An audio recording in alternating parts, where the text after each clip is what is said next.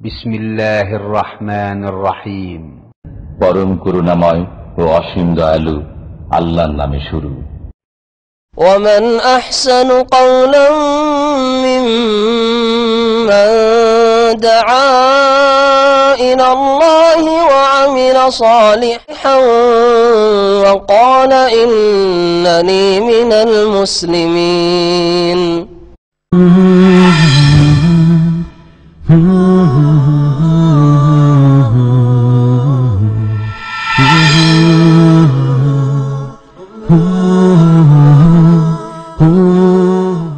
বিসমিল্লাহির রহমানির রহিম। আলহামদুলিল্লাহি রাব্বিল আলামিন ওয়াসসালাতু ওয়াসসালামু আলা সাইয়্যিদিল মুরসালিন নবিয়িনা মুহাম্মদ ওয়া আলা আলিহি ওয়া সাহবিহি আজমাইন, আম্মা বাদ। ফাকাদ ক্বালাল মুআল্লিফু হাফিজাহুল্লাহু তাআলা তানবীহ মান কাসসামাল বিদআতা ইলা বিদআতিন হাসানা ওয়া বিদআতিন সাইয়্যা ফাহুয়া মুখতি ওয়া মুখালিফুন লিকাউলিহি সাল্লাল্লাহু আলাইহি ওয়াসাল্লাম ফাইন্না কুল্লা বিদআতিন দালালা لأن رسول صلى الله عليه وسلم حكم على البدع كلها بأنها ضلالة وهذا يقول ليس كل بدعة ضلالة بل هناك بدعة حسنة. قال الحافظ ابن رجب في شرح الأربعين فقوله صلى الله عليه وسلم كل بدعة ضلالة من جوامع الكلم لا يخرج عنه شيء وهو أصل عظيم من أصول الدين وهو شبيه بقوله صلى الله عليه وسلم من أحدث في أمرنا هذا ما ليس منه فهو رد فكل من أحدث شيئا ونسبه إلى الدين ولم يكن له أصل من الدين يرجع إليه فهو ضلالة والدين بريء منه وسواء في ذلك مسائل الاعتقاد أو الأعمال أو الأقوال الظاهرة والباطنة. انتهى. মহান আল্লাহর সমস্ত প্রশংসা যে আল্লাহ পাক রব্বুল আলামিন তার দিনকে সম্পূর্ণ করেছেন। সালাত এবং সালাম নাজিল হোক মুহাম্মদ রাসূলুল্লাহ সাল্লাল্লাহু আলাইহি ওয়াসাল্লামের প্রতি, যার কথা, কাজ, অনুমোদন যা কোরআন এবং হাদিস দ্বারা প্রমাণিত, তা হচ্ছে শরীয়ত, তা হচ্ছে নবীর আদর্শ, আর যার প্রমাণ রাসূলুল্লাহ সাল্লাল্লাহু আলাইহি ওয়াসাল্লাম থেকে নেই, কোরআন এবং হাদিসের কোনো দলিল থেকে নেই, এমন কোনো ইবাদত বন্দেগী অথবা আকীদা হচ্ছে বিদাত, যা দ্বীনের নামে করা হয়। আমাদের আকীদাতুত তাওহীদে যে আলোচনা চলছে গত সপ্তাহে, তার একটা অংশ হয়েছে, তা হচ্ছে বিদাত সম্পর্কে। তিনটি দিক ছিল আলোচনার। একটি হচ্ছে বিদাতের শাব্দিক আর পারিভাষিক অর্থ, বিদাতের শাব্দিক অর্থ বা বিধানিক অর্থ কি, আর বিদাতের সংজ্ঞা কি, বিদাত কাকে বলে। 2 নম্বর বিষয় ছিল বিদাতের প্রকরণ সম্পর্কে, বিদাতের কোনো ভাগ আছে কি না, আর ভাগ থাকলে কোন ধরনের ভাগ রয়েছে। আর 3 নম্বর বিষয় ছিল বিদাতের হুকুম, বিদাতের বিধান সম্পর্কে, যে বিদাত জায়েজ না না জায়েজ। বিদাত যদি ভালো হয় কিছু, তাহলে ভালোটা জায়েজ হতে পারে, আর মন্দ যদি হয় সবগুলি, তাহলে কোনোটাই জায়েজ নাই। তো এই সম্পর্কে আলোচনা হয়ে গেছে, অর্ধেকেরও বেশি। কিছু আলোচনা বাকি আছে, কিন্তু তা অত্যন্ত গুরুত্বপূর্ণ, এই বিষয়ের সাথে সম্পর্কিত। শেখ সালেহুল ফাউজান হাফিজাহুল্লাহ তার কিতাবে বলছেন তানবীহ মানে এটি হচ্ছে সতর্কীকরণ, হাজা তানবীহুন, এটি হচ্ছে একটি সতর্কীকরণ, মানে সজাগ করা হচ্ছে, আপনাকে সতর্ক সাবধান করা হচ্ছে যে এই বিষয়টি গুরুত্ব সহকারে পড়ুন, শুনুন, জানুন এবং সে অনুযায়ী আপনি চলুন। বলছেন মান কাসসামাল বিদআতা ইলা বিদআতিন হাসানা ওয়া বিদআতিন সাইয়্যা, যারা বিদআতকে 2 ভাগে ভাগ করেছে, বিদআতে হাসানা ভালো বিদআত, আর দ্বিতীয় প্রকার হচ্ছে বিদআতে সাইয়্যা মন্দ বিদআত, খারাপ বিদআত। এই ভাগ যারা করেছে ফাহুয়া মুখতি, তারা হচ্ছে ভুল পথে, আখতা ইখতিউ মানে ভুল করা, ভুলকারী, ভুল পথে রয়েছে, ইসলামকে ভুল বুঝেছে, ইসলাম ভুল বুঝার কারণে, ভুল জানার কারণে ভুল আমল করেছে, না তাদের জ্ঞান হচ্ছে সঠিক, ভুল জ্ঞান ইসলাম সম্পর্কে, ভুল যখন তাদের ইলম, তখন আমলও তাদের ভুল। এবং তারা রাসূলুল্লাহ সাল্লাল্লাহু আলাইহি সাল্লামের এই হাদিসের বিরোধী, ভুল পথেও রয়েছে, আর রাসূলুল্লাহ সাল্লাল্লাহু আলাইহি সাল্লামের হাদিসের বিরোধিতাই রয়েছে। ওয়া মুখালিফুন লিকাউলিহি সাল্লাল্লাহু আলাইহি সাল্লাম, নবী করিম সাল্লাল্লাহু আলাইহি সাল্লামের এই বাণীর বিরোধী তারা, যারা বিদআতকে দুই ভাগে ভাগ করে। যেই হাদিসটি নবী করিম সাল্লাল্লাহু আলাইহি সাল্লামের খুতবাতুল হাজা, প্রয়োজনের খুতবা বা সুন্নতি খুতবা, বিবাহের খুতবা, জুমার খুতবা, ঈদের খুতবা, যে কোনো আলোচনার খুতবা, মজলিসের খুতবা নবী করিম সাল্লাল্লাহু আলাইহি সাল্লামের ছিল। সেই খুতবার শেষ অংশে রয়েছে ফাইন্না কুল্লা বিদআতিন দালালাহ, নিঃসন্দেহে প্রত্যেক বিদআত হচ্ছে গোমরাহি, ভ্রষ্টতা, রাস্তা হারিয়ে ফেলা, বিভ্রান্তি, জান্নাতের রাস্তা হারিয়ে ফেলা, সিরাতে মুস্তাকিম ছেড়ে দেওয়া, সিরাতে মুস্তাকিম থেকে সরে যাওয়া, দালালা, দাল্লা ইয়াদিল্লা মানে হারিয়ে যাওয়া, দাল্লা তারিক, রাস্তা হারিয়ে দিয়েছে, রাস্তা হারিয়ে ফেলেছে। তো গুমরাহ শব্দটি গুমরাহ ফার্সি শব্দ, যা উর্দুতে এসছে আর উর্দু থেকে বাংলায় গিয়েছে। গুম মানে কি? হারিয়ে যাওয়া, বিলুপ্ত না, বিলুপ্ত মানে শেষ হওয়া। গুম মানে হারিয়ে যাওয়া, হ্যাঁ। আর রাহ মানে রাস্তা, রাহ মানে রাস্তা, রাস্তা উর্দুতে রাস্তা, ফার্সিতে হচ্ছে রাহ। জি, তো গুমরাহ মানে রাস্তা হারা লোক। কোন রাস্তা হারিয়েছে? যেই রাস্তা আল্লাহ পাক দিয়েছেন, সিরাতে মুস্তাকিম, যেই রাস্তা হচ্ছে জান্নাতের রাস্তা, তারিকুল জান্নাহ, সেই রাস্তা হারা লোক। তাহলে গুমরাহ কথাটি যেমন তোমার কথা নয়, আসলে মানুষ বুঝে না। আবার মানুষ, আবার যারা বুঝে, ভুল বুঝে, গুমরাহ মনে করে আমাকে গাল দিল। আরে গাল না, তুমি ভুল পথে আছো, জাহান্নামের পথে আছো, জান্নাতের পথে না। তুমি, তোমাকে গাল দেওয়া হয়নি, তোমাকে সতর্ক করা হচ্ছে। নবী করিম সাল্লাল্লাহু আলাইহি ওয়াসাল্লামের কথা যদি গাল হতো তো নবী সাল্লাল্লাহু আলাইহি ওয়াসাল্লাম গাল দিতেন না, কারণ লাম ইয়াকুন রাসূলুল্লাহ ফাহিশান ওয়ালা মুতাফাহিশান। নবী করিম সাল্লাল্লাহু আলাইহি ওয়াসাল্লাম সাহাবায়ে কেরামরা বলছেন যে নবী সাল্লাল্লাহু আলাইহি ওয়াসাল্লাম না অশ্লীল কথা বলতেন, গালমন্দ জীবনে করতেন, ওয়ালা মুতাফাহিশান, অনেকে অশ্লীল কথা বলা অভ্যাস নেই তার, কিন্তু বানিয়ে সানিয়ে বলে, মানে ওই রকম মন মেজাজ কইরে, লৌকিকতার সাথে তাকাল্লুফ করে বলে, সেটাও ছিল না নবী করিম সাল্লাল্লাহু আলাইহি ওয়াসাল্লামের। তার নেচারও ছিল না অশ্লীল কথা বলা আর গালমন্দ করা, আর তিনি কখনো লৌকিকতার সাথে বলতেন না। তাহলে দলালা কথাটি গাল নয়, বরং সতর্কীকরণ এটি। এই অংশটুকু যেমন সুন্নতি খুতবায় রয়েছে, তেমনি আরেকটি প্রসিদ্ধ হাদিস রয়েছে, যাতে রাসূলুল্লাহ সাল্লাল্লাহু আলাইহি ওয়াসাল্লাম, আবু দাউদের হাদিস, খুব সুন্দর। আর সবসময় রাসূলুল্লাহ সাল্লাল্লাহু আলাইহি ওয়াসাল্লাম আওয়াজ সুন্দর হতো, কিন্তু সেই হাদিসটি রয়েছে ওয়াজানা রাসূলুল্লাহ মাউইজাতান বালিগাতান, আমাদেরকে রাসূলুল্লাহ সাল্লাল্লাহু আলাইহি ওয়াসাল্লাম একদিন উপদেশ দিলেন, ওয়াজ করলেন, অত্যন্ত জ্ঞান গর্ব, গুরুত্বপূর্ণ, জি, উপদেশ দিলেন, যে যাতে কি হয়ে গেল, জারাফাত মিনহুল উয়ুন, মানুষের চক্ষু দিয়ে অশ্রু প্রবাহিত, সব কান্না শুরু হয়ে গেল।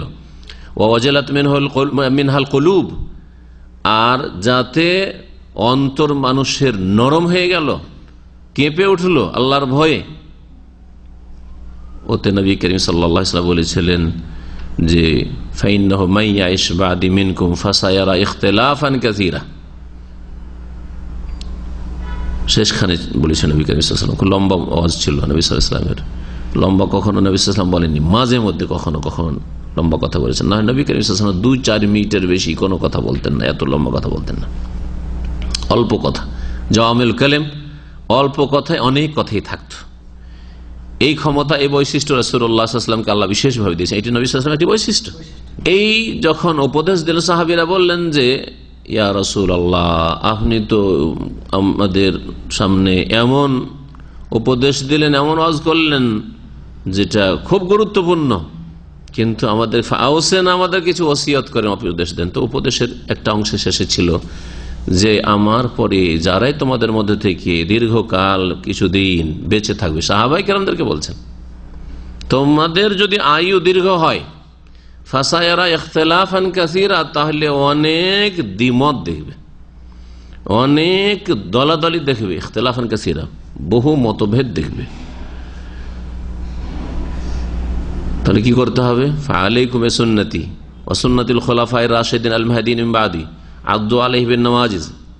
তখন তোমরা আমার আদর্শকে, সুন্নতকে মজবুত করে ধরিও, আর আমার খোলাফা রাশিদিনের আদর্শকে মজবুত করে ধরিও। কারণ তাদের আদর্শটা রাসূলুল্লাহ সাল্লাল্লাহু আলাইহি ওয়াসাল্লাম আদর্শ, তারা নবী সাল্লাল্লাহু আলাইহি ওয়াসাল্লাম আদর্শ থেকে সামান্যতম সরে যাননি। ওয়া ইয়াকুম মুহদাসাতিল উমুর আদু আলাইহি বিন নওয়াজিজ, আর খুব শক্ত করে, যেমন মাড়ির দাঁতে চেপে কোনো কিছু ধরে, যাতে করে কেউ মুখ থেকে, দাঁতের তলা থেকে ছাড়িয়ে না নিতে পারে, ওইভাবে ধরো তোমরা শক্ত করে। আর ওয়া ইয়াকুম মুহদাসাতিল উমুর, সাবধান, সতর্ক, তোমরা বেঁচে থাকবে, তোমরা নতুন নতুন কাজ থেকে ধর্মের না। মুহদাসাতিল উমুর ফাইন্না কুল্লা মুহদাসাতিন বিদআহ ওয়া কুল্লা বিদআতিন দালালাহ, ওখানে এই বাক্যটি রয়েছে হাদিসে। কারণ প্রত্যেক ধর্মের নামে নতুন কাজ হচ্ছে বিদআহ ওয়া কুল্লু বিদআতিন দালালাহ। তাহলে ধর্মের নামে নতুন কিছু কাজ করা হয় যদি, যার বুনিয়াদ, যার ভিত ইসলামে না থাকে, সেটা হচ্ছে বিদআহ। আর প্রত্যেক বিদআত, নবী সাল্লাল্লাহু আলাইহি ওয়াসাল্লাম কি বলছেন? কুল্লু, সমস্ত বিদআত হচ্ছে দালালা, গুমরাহি। আর নাসাইতে রয়েছে ওয়া কুল্লু দালালাতিন ফিন্নার, প্রত্যেক গুমরাহির, রাস্তা হারিয়ে দেওয়ার, ভ্রষ্টতার পরিণাম হচ্ছে জাহান্নাম। তো এই হাদিস বিরোধী নয়। তাহলে এই হাদিসটি একাধিক হাদিসে এসছে। জি, এই কথাটি, এই বাক্যটি নবী করিম সাল্লাল্লাহু আলাইহি ওয়াসাল্লামের এই ওয়াজেও এসছে, আর খুতবাতুল হাজাতেও এসছে। যারা বিদাতকে দুই ভাগে ভাগ করেছে, বিদাতে হাসান আর সাইয়্যা, তারা বিদাতি। আসলে খোলাসা কথা, তারা বিদাতি। নিজের বিদাতগুলিকে ধর্মের নামে চালানোর জন্য, তাদের মার্কেটকে একটু জমজমাট করার জন্য, যাতে করে তাদের বিদাতগুলোকে হাসানা বলে চালাতে পারে, ভালো, আমাদেরগুলো ভালো, সেজন্য বিদাতকে ভাগ করেছে তারা। অসৎ উদ্দেশ্য নিয়ে তারা এই কাজ করেছে। নবী করিম বিরোধিতাও করেছে, বিরোধিতা করেছে, আর ভুল পথে চলে গেছে তারা। কারণ কেমন করে বিরোধিতা হলো? লিআন্না রাসূলুল্লাহ সাল্লাল্লাহু আলাইহি ওয়াসাল্লাম হাকামা আলাল বিদআ কুল্লিহা বিআন্নাহা যালাল। কারণ রাসূলুল্লাহ সাল্লাল্লাহু আলাইহি ওয়াসাল্লাম সমস্ত বিদআতের উপর যে বিধান আরোপ করেছেন, হুকুম লাগিয়েছেন, সেটা হচ্ছে, সেগুলি হচ্ছে দলালা, গুমরাহি, রাস্তা হারিয়ে দেওয়া। ওয়া হাযা ইয়াকুল, আর এই লোক যারা ভাগ করে বা যে ভাগ করে, সে বলছে লাইসা কুল্লু বিদআতিন দালালা, প্রত্যেকটা বিদআত কেন দালালা হবে? বিদআতে হাসানা ওইটা ভালো, আর বিদআতে সাইয়্যাটা হচ্ছে দালালা। সুতরাং রাসূলুল্লাহ সাল্লাল্লাহু আলাইহি ওয়াসাল্লামের বিরুদ্ধাচরণ করলো, নাফরমানি করলো, উল্টো পথে চললো। আর রাসূলুল্লাহ সাল্লাল্লাহু আলাইহি ওয়াসাল্লামের নাফরমানি করলেই, আমলেই নাফরমানি করলেই যদি দুনিয়া আখিরাতে শাস্তি হয়, তো ইসলাম বুঝার ক্ষেত্রে এলমেই যদি নাফরমানি করে, আকীদাতেই যদি নাফরমানি করে, বিশ্বাসী হচ্ছে যে বেদাত দুই ভাগে বিভক্ত, এটা আকীদার বিষয়, এটা আকীদার বিষয়। তারপরে আমলের পালা আসবে। তাহলে কত বড় নাফরমান! কোরআনে কারিমে কত যে শক্ত আয়াত রয়েছে রাসূলুল্লাহ সাল্লাল্লাহু আলাইহি ওয়াসাল্লামের বিরুদ্ধাচরণকারীদের সম্পর্কে। ওয়া মান ইউশাকিকির রাসূলা মিন বাদি মা তাবায়্যানা লাহুল হুদা, কেউ যদি রাসূলুল্লাহ সাল্লাল্লাহু আলাইহি ওয়াসাল্লামের বিরুদ্ধাচরণ করে, নাফরমানি করে, তার জন্য হেদায়েত স্পষ্ট হওয়ার পরে, কোরআনে ও হাদিসে এসেছে হেদায়েত স্পষ্ট। হাদিসের এই বাক্যটি রাসূলুল্লাহ যথেষ্ট নয়? কুল্লু বিদআতিন দালালাহ তাবায়্যানা লাহুল হুদা, হেদায়েত স্পষ্ট, তারপরে যদি বিরোধিতা করে, ওয়া ইয়াত্তাবি গায়রা সাবিলিল মুমিনিন, আর মুমিনদের রাস্তা ছাড়া অন্য কোন রাস্তা যদি ধরে, নুওয়াল্লিহি মা তাওয়াল্লা, তাহলে যেদিকে চলে যায় সেদিকে চালিয়ে দেব, আল্লাহ বলছেন। আল্লাহ জবরদস্তি হেদায়েত করেন না। যার অন্তর দেখেন যে কোরআন সুন্নাহমুখী, আল্লাহ তাকে কোরআন সুন্নাহর দিকে ফিরিয়ে দেন। যার অন্তরকে দেখেন যে দলিলমুখী, দলিলের দিকে ফিরিয়ে দেন। যার অন্তর হচ্ছে বসিরাতমুখী, যে চোখ খুলে ধর্মকর্ম করব, দিন করব, আল্লাহ চোখ খোলার তৌফিক দান করেন। যে ব্লাইন্ড হয়ে যায়, অন্ধ হয়ে যায়, যে দলিলের পরোয়া করেন না, যে বাপদাদা পূর্বপুরুষের ধর্মকে প্রাধান্য দিয়ে থাকে, যে কোরআন সুন্নাহর দলিলের উপর অন্য কিছুকে প্রাধান্য দিয়ে থাকে, সংখ্যাগরিষ্ঠতাকে প্রাধান্য দিয়ে থাকে, এতগুলি লোক তাহলে ভুল করছে, এত বড় আলেম, বড় বড় আলেমরা তাহলে ভুল করছে, আমাদের দেশের লোক সব কেউ ইসলাম বুঝে না, এগুলো হচ্ছে সত্য গ্রহণে বাধা। যারা এইসব করলো, ওয়াত্তাবি গায়রা সাবিলিল মুমিনিন, আর মুমিনদের রাস্তা বাদ দিয়ে অন্য রাস্তার অনুসরণ করলো। আর কোরআন নাযিল হওয়ার সময় মুমিনিন যারা ছিলেন তারা হচ্ছেন সাহাবায়ে কেরাম। তাহলে সাহাবায়ে কেরামের রাস্তা বাদ দিয়ে অন্য রাস্তায় যদি মনে করে যে আমরা মুমিনিন, ভুল। তাহলে সাহাবায়ে কেরামের আদর্শের বিপরীত থেকে বলবে যে আমরা আসলে মুমিন, সহি রাস্তায় রয়েছি, একেবারে ভ্রান্ত কথা। এই কথাটি সাধারণ মানুষও যদি সাধারণ জ্ঞান নিয়ে, কমন সেন্স নিয়ে দেখে যে সাহাবায়ে কেরামদের যুগে একটি উম্মত ছিল,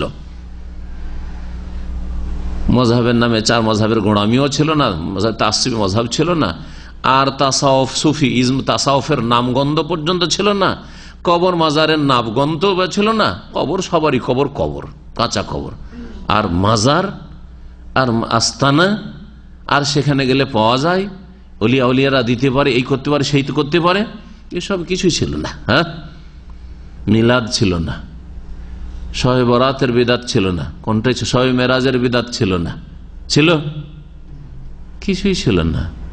তাহলে সাহাবায়ে কেরামের রাস্তা বাদ দিয়ে তারপরে বিদাতের ভাগও ছিল না, যে বিদাত হাসান আর সাইয়া, ওয়াত্তাবি গায়রা সাবিলিল মুমিন, রাসূলের নাফরমানি করে আর মুমিনদের রাস্তা, সাহাবায়ের রাস্তা বাদ দিয়ে অন্য কোন রাস্তা যদি চলে, যেদিকে যাবে সেদিকে আল্লাহ চালিয়ে দেবেন, তৌফিক আল্লাহ দেবেন না। নুসলিহে জাহান্নাম, আর এইরকম লোকদেরকে জাহান্নামে আমি প্রবিষ্ট করব। সুবহানাল্লাহ, জাহান্নামের শাস্তি রয়েছে নবীর নাফরমানদের জন্য। সুতরাং বিদাতের বিষয়টি অত হালকা বিষয় নয়, যেমন আজকাল মনে করা হচ্ছে মুসলিম সমাজে, যে চুরি তো করেনি, হ্যাঁ, কোন কবিরা গুনাহ করে দিয়েছে, চুরি করেছে, কাউকে খুন করেছে, মদ খেয়েছে, মনে হচ্ছে এগুলি পাপ, সমাজ বিরোধী পাপগুলি পাপ।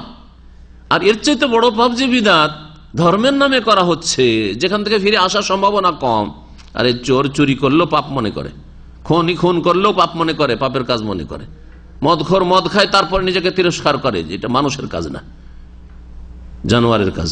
কিন্তু বিদাতি কখনো এরকম খেয়াল করে যে ভুল কাজ করছি, সবচেয়ে বেশি সওয়াবের কাজ করছি, আমরাই হক পথে রয়েছি।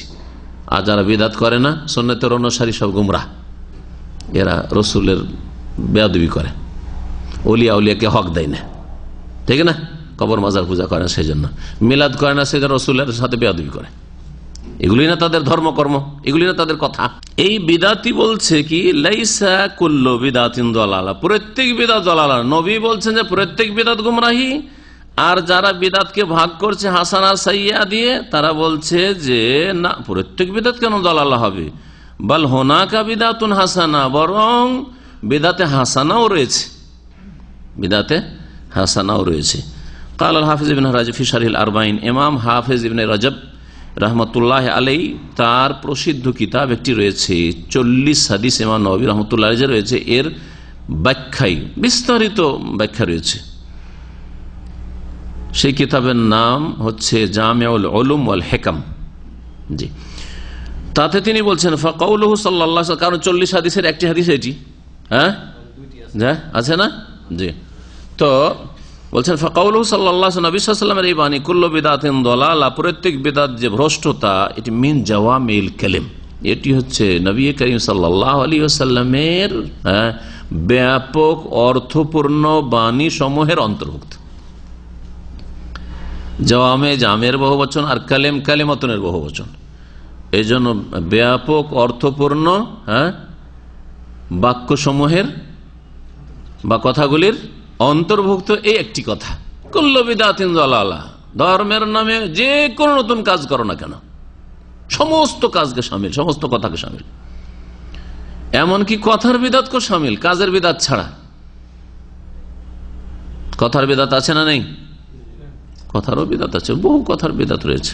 কথার বিদাত দিন তো একটা উদাহরণ আপনারা, না হয়তো বাচনিক বিদাত, না হয়তো নিয়ত পড়া, ঠিক আছে, নামাজের ভিতরে। এমনি দৈনন্দিন জীবনে কথার বিদাত আছে।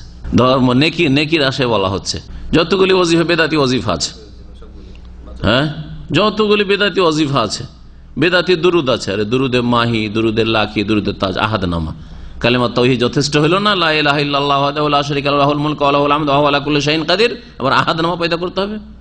আমাদের প্রসিদ্ধ আহাদ নামার ফজিলত যে কত, এই আহাদ নামার অর্থটা আমি ঠিক দেখে, আর যখন 2রি 3রি ক্লাসে পড়তাম তখন মুখস্থ করেছিলাম, তখন তার বেশি দলিল টলিল বুঝতাম না। খুব ফজিলত লিখেছে, মুখস্থ করেছি। তাওহীদেরই কথা আছে ওতে, কিছু কিছু ওজিফা আছে যেগুলো বেদাতি ওজিফা, কিন্তু তাওহীদেরই কথা আছে, নবী সাল্লাল্লাহু আলাইহি ওয়াসাল্লামের কোনো হাদিসে নেই। তখন তার ওই গবেষণা ছিল না। তারপরে যখন একটু বুঝতে শিখলাম, অনেক সার্চ করলাম যে কোন একটা হাদিসে যদি এই আহাদনামার বাক্যগুলি পেয়ে যায়, এখন পর্যন্ত পাইনি খুঁজে। গত 1-2 বছরের মধ্যে পুরা মাকতাবা শামেলাতে সার্চ দিয়েছি, হাজার হাজার কিতাবে, কোথাও পাওয়া যায় না। আল্লাহ পাক তার রাসূল এবং তার রাসূল সাল্লাল্লাহু আলাইহি ওয়াসাল্লাম উত্তম জিনিস দিয়েছেন, ওগুলো বাদ দিয়ে কালেমায়ে তাওহীদের কত ফজিলত, সকালে 100 বার পড়েন, সন্ধ্যাবেলা 100 বার পড়েন, সাইয়্যিদুল ইস্তিগফার কত ফজিলত, এগুলো মুখস্থ নেই আমাদের। সাইয়্যিদুল ইস্তিগফার জিজ্ঞাসা করেন আমাদের সেই লোকদেরকে বা মহিলাদেরকে, বলতে পারবে না, কিন্তু আহাদনামা সে মুখস্থ আছে, ঠিক না? বিদাত মুখস্থ আছে। এমনি চলাফেরাতে মেলা বিদাত আছে, চলাফেরাতে বিদাত। আমাদের সব খোদা হাফেজ, হরি খোদা কেন কইবেন?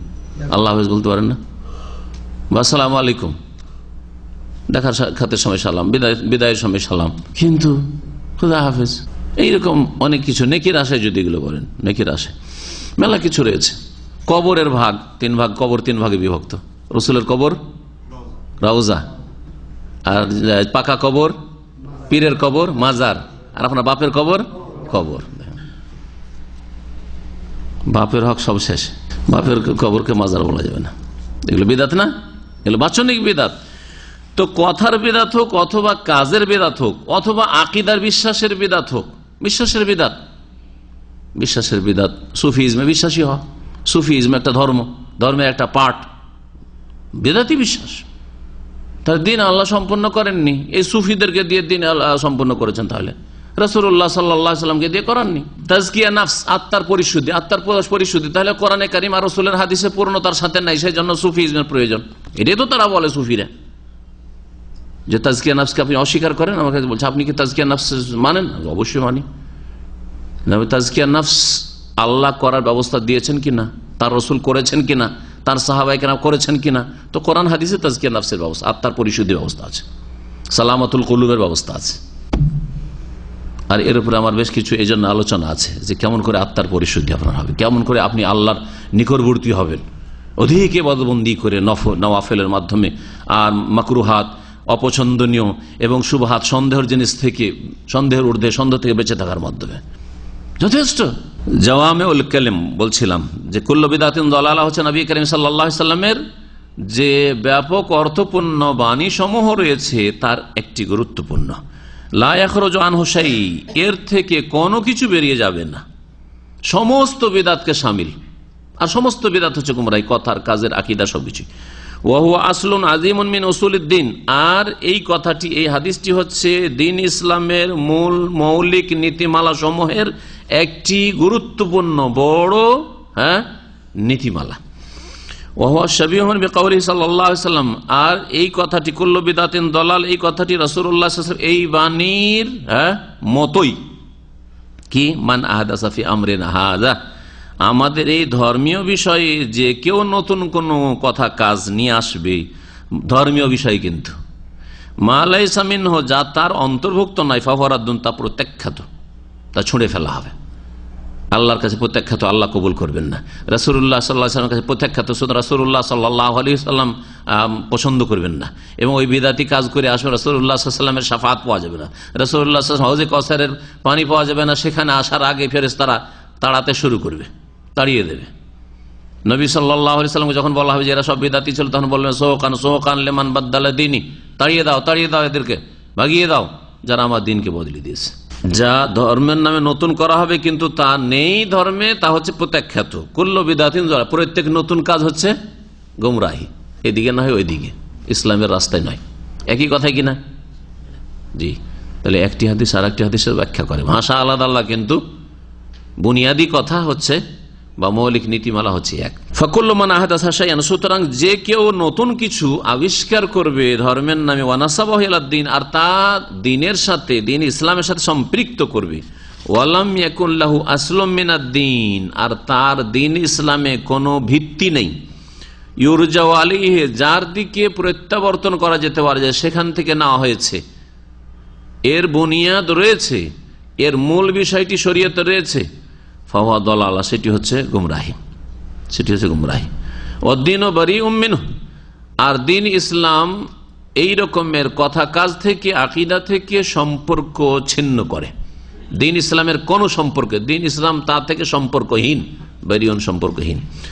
ওয়াসাওয়াউন ফি যালিকা মাসাইল ইতিকাদ, এই ক্ষেত্রে আকীদার মাসলা মাসাইল বিষয়গুলি হোক, আবিল আমাল অথবা কর্ম সম্পর্কীয় বিষয় হোক, আবিল আকওয়াল অথবা বচনের সাথে কথার বিদাত হোক, আয-যাহিরা সেগুলি প্রকাশ্য হোক অথবা আভ্যন্তরীণ। প্রকাশ্য যেগুলি কথাতে আসছে অথবা কাজে দেখা যাচ্ছে, প্রকাশ্যে আপনি নামাইতে পড়ছেন, প্রকাশ্যে আপনি জায়নামাজে দোয়া পড়ছেন, প্রকাশ্যে সম্মিলিত মোনাজাত করছেন, প্রকাশ্য এইরকম বহু যেসব ঈদ মিলাদুন্নবী বা ছেলে মেয়েদের জন্মদিবস পালন করা, বিবাহ দিবস পালন করা, এগুলি প্রকাশ্যে কিছু আমল, কিছু কথা। গোপনীয় ভিতরে মেলা বিদাতি আকীদা আছে, যে ভিতরেই আছে, সেগুলিও শামিল। ওয়ালাইসা লিহাউলাই হুজ্জাতুন আলা আন্না হুনাকা বিদাতান হাসানা, আর যারা বিদাতকে দুই ভাগে ভাগ করেছে এদের কোনো দলিল নেই যে বিদাতে হাসানাও রয়েছে, ভালো বিদাতও রয়েছে। ইল্লা কওল উমর, একটি শুধু কথা উমর রাদিয়াল্লাহু তাআলা আনহুর, ওই কথা থেকে তারা বিভ্রান্তির শিকার হয়েছে। ওই কথার অর্থ বুঝতে গিয়ে তারা নবীর কথাকে ছুঁড়ে ফেলেছে। নবীর কথা বিরোধী উমারের কথা হবে?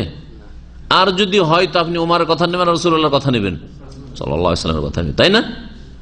তাহলে দুটো কথা মনে রাখবেন। প্রথম কথা, ওমর রাদিয়াল্লাহু তাআলা যে কথাটি বলেছেন, কখনো এর মাধ্যমে তিনি রাসূলুল্লাহ সাল্লাল্লাহু আলাইহি ওয়াসাল্লামের বিরোধিতা করেননি।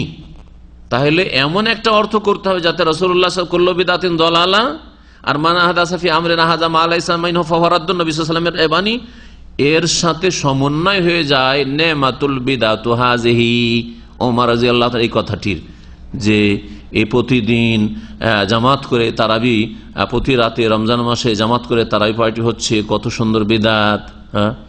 সমন্বয় করতে হবে, তাহলে সমন্বয় করতে হবে। আর যদি সমন্বয় করতে না পারেন তাহলে কি করতে হবে? অগ্রাধিকার দিতে হবে, তারজি। যদি তাতবিক না করতে পারেন, আরবিতে শুনে রাখেন যারা আরবি বোঝার চেষ্টা করেন, তাতবিক না দিতে পারেন বা তৌফিক, সমন্বয়, তৌফিক আরবিতে তৌফিক বলা, আমার দেশে ওইটাকে উর্দুকরণ হালকা, ওই আরবি তাতবিক মানে দুটো যদি সমন্বয় না করতে পারেন তাহলে কি করবেন? তারজিতে আসবেন। তারজি মানে প্রাধান্য দেওয়া বা অগ্রাধিকার দেওয়া, একটাকে প্রাধান্য দেবেন আর আরেকটাকে প্রাধান্য দেবেন না। তাহলে নবী করিম সাল্লাল্লাহু আলাইহি ওয়াসাল্লামের কথা হচ্ছে কুল্লু বিদাতিন যালালা, নবী সাল্লাল্লাহু আলাইহি ওয়াসাল্লামের কথা হচ্ছে মান আহদাসা ফি আমরিনা হাযা মা লাইসা মিনহু রাদ, আর ওমর রাদিয়াল্লাহু তাআলার কথা হচ্ছে নেমাতুল বিদাতু হাযিহি। যদি সমন্বয় করতে পারি তাহলে দুটো সমন্বয়, আর সমন্বয় আছে। যদি এইরকম কোন ক্ষেত্র দেখা যায় আমরা সমন্বয় করতে পারছি না, তখন কার কথা নেব? রাসূলুল্লাহ সাল্লাল্লাহু আলাইহি ওয়াসাল্লামের কথা নেব। ঠিক আছে? যেমন রাসূলুল্লাহ সাল্লাল্লাহু আলাইহি ওয়াসাল্লাম এক সা করে ফিতরা আদায় করেছেন এবং নিয়েছেন সাহাবায়ে কেরাম থেকে, ঠিক কিনা? মুআবিয়া রাদিয়াল্লাহু তাআলা জামানায় গম সম্পর্কে তিনি বললেন যে গমের দাম তো অনেক বেশি, খেজুরের দ্বিগুণ, 3 গুণ 4 গুণ, সুতরাং যদি গম কেউ আদসা দেয় তো চলবে। এখন যদি সমন্বয় না করতে পারি তাহলে কি করব? তারজির পথে আসব। কার কথাকে প্রাধান্য দেব? মুআবিয়ার কথা, যে আদসা ফিতরা, যেমন ভারত বাংলাদেশে হানাফি মাযহাবে চলছে, ফিতরা কত, আদসা, এটা উচিত হবে নাকি প্রাধান্য দেব রাসূলুল্লাহ সাল্লাল্লাহু আলাইহি ওয়াসাল্লাম আমলকে? স্পষ্ট বুঝার চেষ্টা করবেন। ওসমান রাদিয়াল্লাহু তাআলা আনহু হজে আসতেন আর মেনাতে পুরা নামাজ পড়তেন 4 রাকাত। সাহাবায়ে কেরামরাও বিরোধিতা করতেন, এটা কেমন শুরু করলেন উনি যে পুরা নামাজ পড়ছেন? মুসাফির কসর করবেন, আর নবী সাল্লাল্লাহু আলাইহি ওয়াসাল্লাম কসর করেছেন। এখন আপনার সামনে এই দুটো আমল, রাসূলুল্লাহ সাল্লাল্লাহু আলাইহি ওয়াসাল্লাম কসর করে হজ করেছেন 4 রাকাত বিশিষ্ট নামাজ, আর ওসমান রাদিয়াল্লাহু তাআলা আনহু ইতমাম করেছেন, পুরো নামাজ পড়েছেন। আপনি হয় সমন্বয় করবেন, আর সমন্বয় না করতে পারেন তাহলে তারজিহ দিবেন। তাতবিক না পারেন, তৌফিক না পারেন, কি করবেন? তারজিহ দেবেন, মানে অগ্রাধিকার দেবেন রাসূলুল্লাহ সাল্লাল্লাহু আলাইহি ওয়াসাল্লামের কথা, কাজকে, কোরআন এবং হাদিসের দলিলকে। আশা করি এইরকম বহু মাসলা আপনাদের সামনে আসবে, তখন এই কথাটি আপনাদের ওই সব সংশয়গুলি দূর করে দেবে আর সমস্যার সমাধান দেবে আপনাদেরকে। তার মধ্যে কেউ কেউ বলেছে উসমান রাদিয়াল্লাহু তাআলা একটা মিনাতে বিয়ে করে নিয়েছিলেন, সুতরাং ভাবতেন যে এখানে আমার যখন স্ত্রী আছে তো আমি মুকিম হয়ে গেলাম। আর শ্বশুর বাড়ি যে কেউ ভাবতে পারে যে আমার শ্বশুর বাড়ি, বাড়ির চাইতে বেশি আরামে খাচ্ছি, যাচ্ছি আর থাকছি, ঠিক না? তাহলে আমি এখানে মুকিম হয়ে গেছি, ভাবতে পারে না? পারে না, স্বাভাবিক ভাবাটা, তার ইজতিহাদ ওইটা। অথবা কেউ কেউ বলেছেন না, তিনি মনে করতেন যে কসরও করা চলে আর পুরা নামাজ পড়া চলে, সুতরাং আমি পুরাই পড়লাম, অসুবিধাটা কি? আর কসর করা ওয়াজিব, এটা অধিকাংশ ওলামাদের ফতোয়া না। অধিকাংশ ওলামাদের ফতোয়া হচ্ছে যে কসর করা উত্তম, আফজাল। সুতরাং যেখানে আফজাল, উনি আফজাল ছেড়ে দিয়ে হয়তো পুরা নামাজ পড়েছেন। আবার কেউ কে বলেছেন, দেখেন কত রহস্য আছে, কেউ কে বলেছেন উসমান রাদিয়াল্লাহু তাআলা খেলাফত আমলে যখন বিশাল খেলাফত, বিশাল রাজত্ব, নতুন নতুন মুসলিম হচ্ছে, বেদুইন এলাকা থেকে অনেক লোকের দূর দূরান্ত থেকে আসছে, যারা ইসলাম সম্পর্কে কোনো জ্ঞান রাখে না, হজের মাঠে এসে যদি মেনাতে দেখেন যে উসমান 2 রাকাত নামাজ পড়ছে, হতে পারে যে ভাববে যে আসলেই জোহর 2 রাকাত, আসলে আসর 2 রাকাত, আসলে এশা 2 রাকাত। চলে যাবে এখান থেকে আজারবাইজান, উজবেকিস্তান চলে যাবে, জোহরের নামাজ 2 রাকাত, আসর নামাজ 2 রাকাত, এশা নামাজ 2 রাকাতের ভুল বুঝে। এই আশঙ্কাতে তিনি 4 পড়েছেন। কত সুন্দর কথা। তাই নবী সাল্লাল্লাহু আলাইহি ওয়াসাল্লাম তিনি ইচ্ছা করে বিরোধিতা করেন নাই। সুবহানাল্লাহ। তাহলে বুঝতে পারছেন না, এই যে সমন্বয়। আর যদি কিছুই সমন্বয় না করতে পারেন তো হাজা উসমান হাজা রাসূলুল্লাহ, এটা উসমান নবীর 3য় খলিফা, এটা হচ্ছে রাসূলুল্লাহ। আল্লাহ বলেছেন লাকাদ কানা লাকুম ফি রাসূলিল্লাহি উসওয়াতুন হাসানাহ, তোমাদের রাসূলুল্লাহ উত্তম আদর্শ, ঠিক না? তো বলছেন শেখ সালেহুল ফৌজান হাফিজাহুল্লাহ, ওয়ালাইসা লিহাওলা হুজ্জাতুন আলা আন্না হুনাকা বিদআতান হাসানা। এই যারা বিদআতকে 2 ভাগ করেছে, এদের কাছে কোনো দলিল নেই যে বিদআতে হাসানাও রয়েছে, ইল্লা কাউলু উমর, তবে উমর রাদিয়াল্লাহু তাআলা আনহুর উক্তি ফি সলাতি তারাবি, তারাবির নামাজের জামাত সম্পর্কে, নেমাতিল বিদআতু হাযিহি, এটি কতই না চমৎকার বিদআত। হ্যাঁ, নেমা মানে চমৎকার, সুন্দর, কত সুন্দর, তাজ্জুব ফেলে তাজ্জুব, নেমাতিল বিদআতু হাযিহি, কতই না চমৎকার বিদআত। রাসূলুল্লাহ সাল্লাল্লাহু আলাইহি ওয়াসাল্লাম তারাই পড়েছিলেন না পড়েন নাই? তারাই পড়েছেন, ঠিক না? প্রতিদিন তারাই পড়েছেন কি পড়েননি? প্রতিদিন পড়েছেন। জামাত করে কয়দিন পড়েছেন? 3 দিন জামাত করে পড়েছেন। তারপর আর কেন জামাত করলেন না? বললেন যে আল্লাহকে এত পছন্দ লেগেছে যে খাশিতু আন ইউকতাবা আলাইকুম, আমার ভয় হইতে লাগলো যে তোমাদের ফরজ না করে দেওয়া হয়, কারণ ওহী দরজা খোলা আছে। আর যদি ফরজ করে দেওয়া হয় তাহলে মা কুমতুম বিহা, তা তোমরা আদায় করতে পারবে না, তখন কাবিরা গুনাহ তোমাদের হয়ে যাবে। এই ভয়ে আমি আর জামাত করতে আসলাম না। লাকাদ রাআইতু সানিয়াকুম, তোমাদের অপেক্ষা, তোমাদের কাজ কারবার দেখছিলাম, সারা রাত অপেক্ষায় ছিল যে রাসূলুল্লাহ বেরিয়ে আসবেন আর জামাত করে নামাজ পড়াবেন। কিন্তু এই কথা ভাবিও না যে আমি ঘুমিয়েছিলাম সেই জন্য আসিনি, আর তোমরা ইন্তজার করে চলে গেছো। সব দেখছিলাম কিন্তু আমি বেরিয়ে আসিনি। বুঝা গেছে? ওহীর দরজা খোলা ছিল কতদিন পর্যন্ত? রাসূলুল্লাহ সাল্লাল্লাহু আলাইহি ওয়াসাল্লামের ইন্তেকাল পর্যন্ত। আবু বকরের যুগে ওহী এসেছে, ওমরের যুগে ওহী এসেছে, ওসমানের যুগে ওহী এসেছে, আসেনি। তো ওমর রাদিয়াল্লাহু তাআলার যুগে উনি দেখলেন যে লোকেরা নবী সাল্লাল্লাহু আলাইহি ওয়াসাল্লামের জামানার মতোই, আবু বকরের জামানার মতোই ছিন্ন ভিন্ন, এখানে 5টা লোক, ওখানে 5টা লোক, এখানে 10টা লোক, যে যার সাথে লাগছে। মসজিদে নববীর মধ্যে কয়েক জামাতের লোকের আলাদা আলাদা নামাজ পড়ছে। বাড়িতে অনেকের নামাজ পড়ার মতো সুযোগ সুবিধা নেই, তখন মসজিদে এসে যেহেতু একসাথে জামাতের কোনো সিস্টেম নেই, সুতরাং যে যাকে পেয়েছে, যে যাকে ভালো মনে করেছে, ওর পিছনে নামাজ, আমরা চলো 5 জন এখানে পড়ি, আমরা 5 জন ওখানে পড়ি, আমরা 5 জন এখানে পড়ি। এক মসজিদে যদি 5টা 7টা জামাত হয়, ফায়দাহুম আউজাউন মুতাফাররিকুন, বিচ্ছিন্ন ছিন্ন ভিন্ন হয়ে তারা নামাজ আদায় করছিল তারাবির। বলে যে এই দৃশ্যটা ভালো লাগছে না, একই মসজিদে কয়েকটা ছোট ছোট দল হয়ে কয়েকজনকে নিয়ে এই নামাজ পড়া। যদি একসাথে করে দিই তো এটা ভালো। আর রাসূলুল্লাহ সাল্লাল্লাহু আলাইহি ওয়াসাল্লাম 3 দিন করেছিলেন, তারপরে করেননি, যেহেতু আশঙ্কা ছিল। এখন আর আশঙ্কা নেই, ওমরের কাছে ওহী আসবে না, সেজন্য কি করলেন? উবাই বিন কাবকে বললেন, তামিম দারিকে বললেন যে তোমরা কি করো, 30 দিনই জামাত করে তারাই পড়াও। তাহলে এর আসল মজুদ রয়েছে, জামাতেরও আসল, তারাবিরও আসল মজুদ রয়েছে।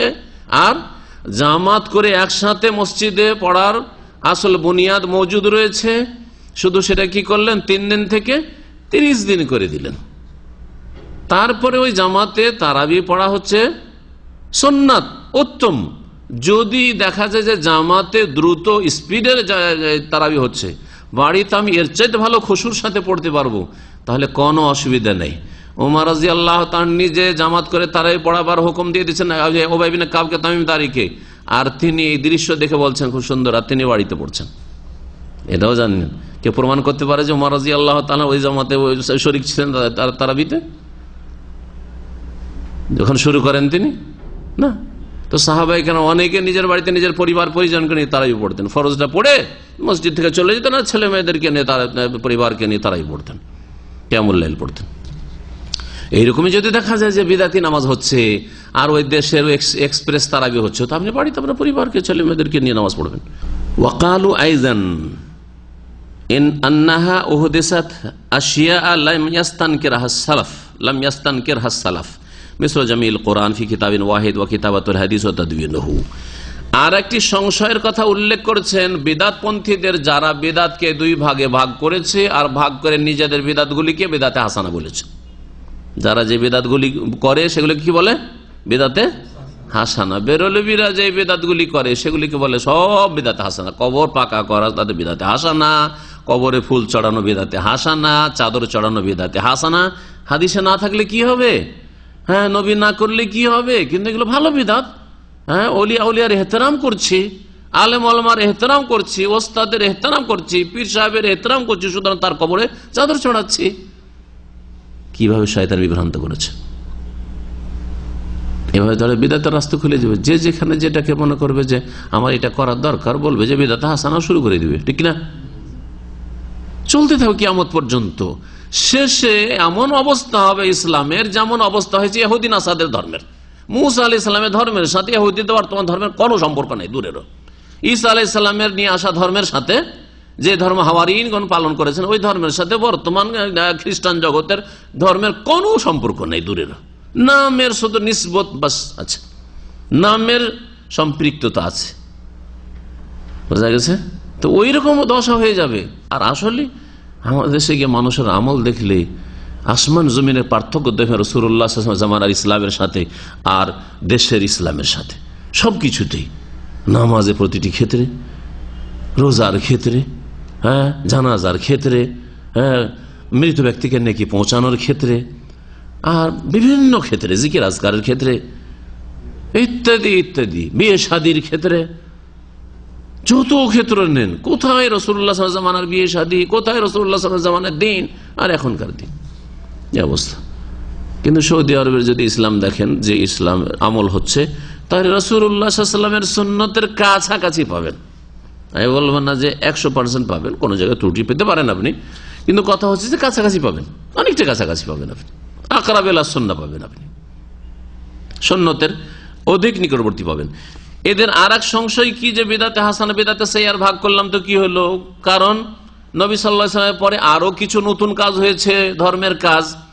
ওয়াকালু আইজান, এই বিদাত যারা দুই ভাগে ভাগ করেছে, বিদাতে হাসানা সাইয়্যার, তারা এই যুক্তিও পেশ করেছে, আন্নাহা উহদিসাত আশিয়া, যে বেশ কিছু নতুন নতুন কাজ ধর্মের নামে করা হয়েছে, লাম ইয়াস্তানকিরহা সালাফ, সালাফে সালেহিন সাহাবায়ে কেরামদের জামানায়, তাবেঈনদের জামানায় তারা কোনো আপত্তি করেন নাই।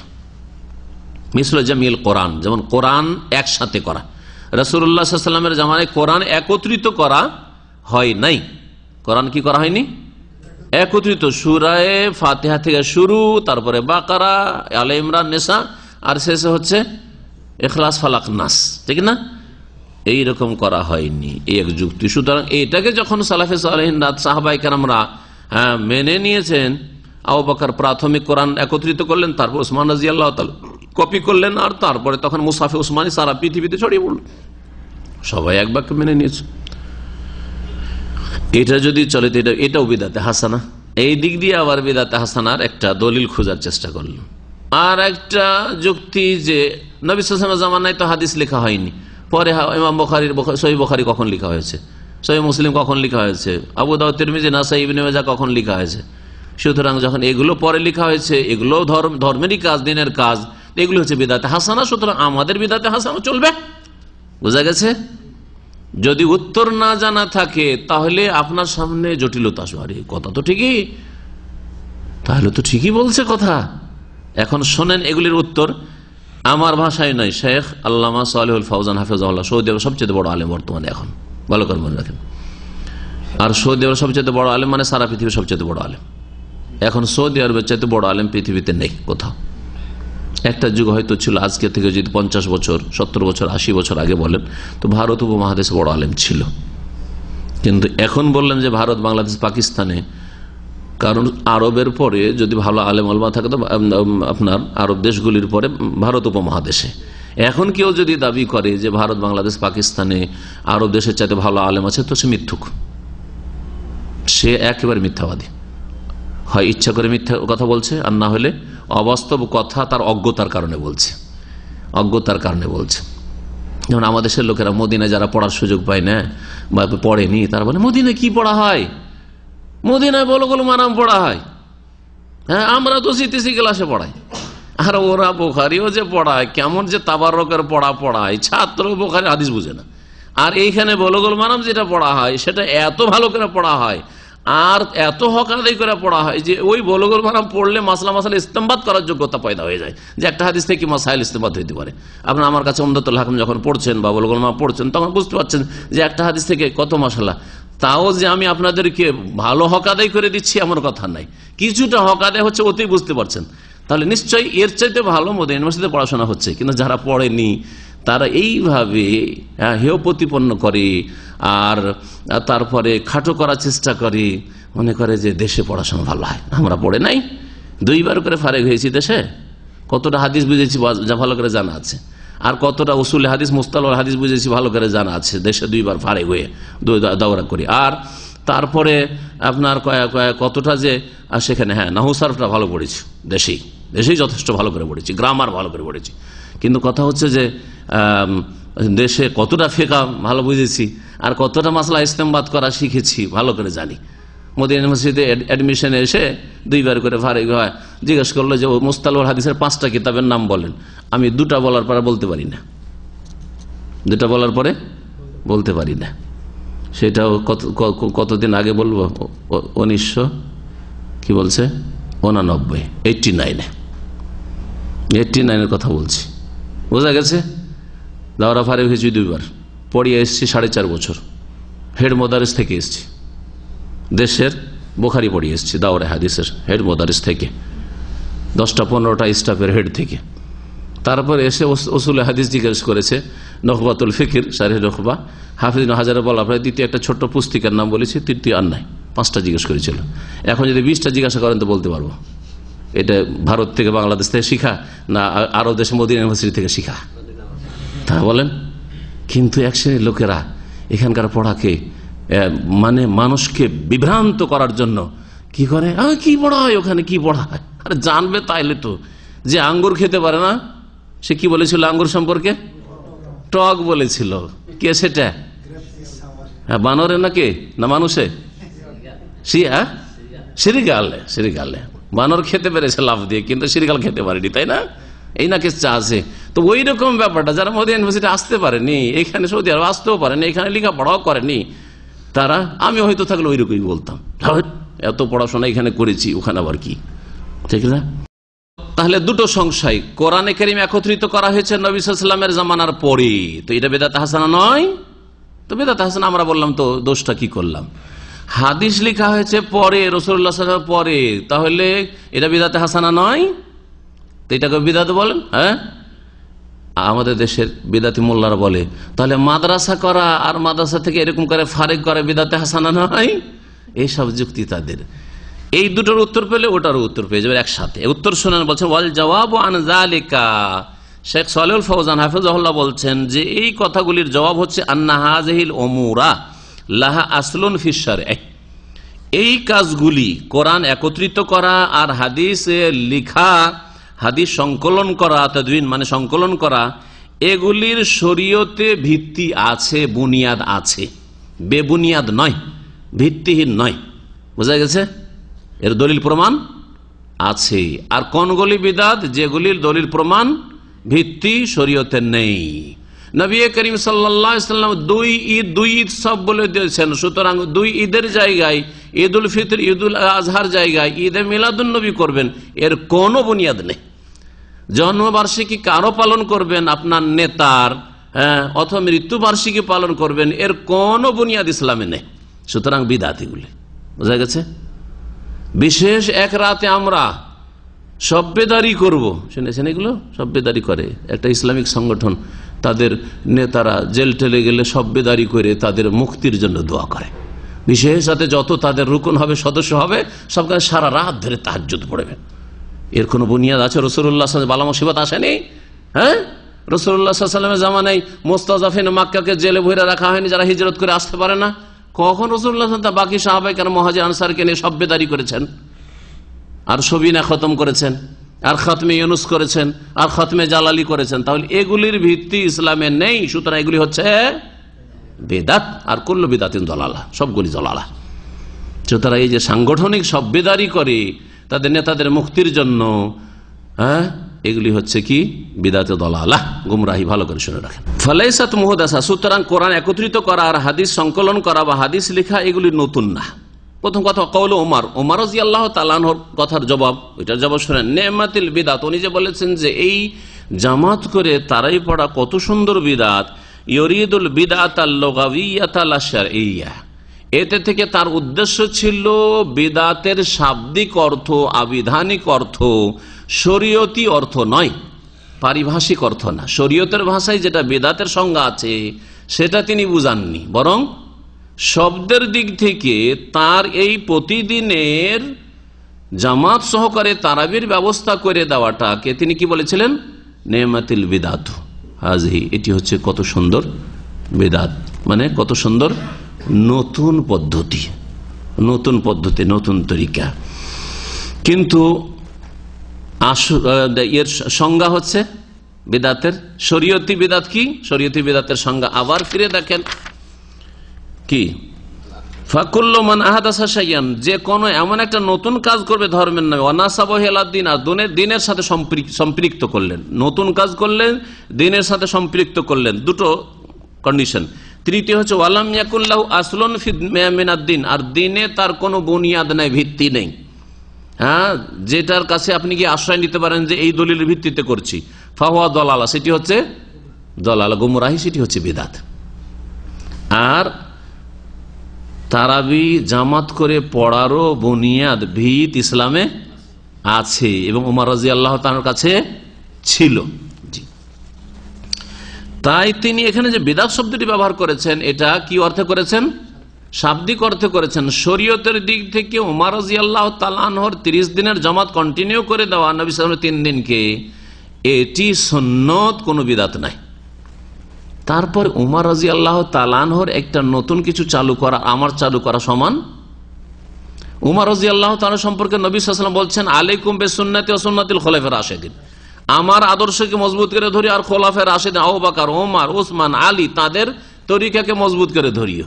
সুতরাং তারা যদি কিছু করেন, তারা যেহেতু দ্বীনের আসল লক্ষ্য উদ্দেশ্য বুঝেই কোনো কিছু করেছেন, যেমন ওসমান রাদিয়াল্লাহু তাআলা আনহুর আর একটি জুমার দিনের আজান অতিরিক্ত করা, আজানের আসল তো মজুদ রয়েছে, তারপরে তিনি আজান যে বাড়িয়েছেন খোলাফায়ে রাশিদিনের সুন্নতকে নবী বেদাত বলেন, সুন্নত বলেছেন, সুন্নাতুল খোলাফায়ে রাশিদিন। যদি বিদাত হইতো তো বলতেন অবিদাতিল খোলাফায়ে রাশিদিন, বেদাত বলেছেন, বলেননি।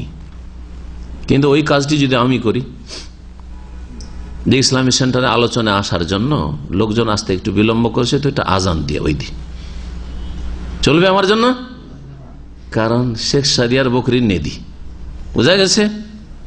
ওসমান রাদিয়াল্লাহু তাআলা আনহুর কথা পেশ করে কেউ যদি এখানে দলিল পেশ করে যে আমরাও এখানে মসজিদে একটু লোকজনকে জমাটমা করার জন্য, হ্যাঁ, অথবা আমাদের ইলেকশনে তাড়াতাড়ি করে ভোটটা সারতে হবে, চল একটা আজান দে, এরকম বিভিন্ন ক্ষেত্র হইতে পারে।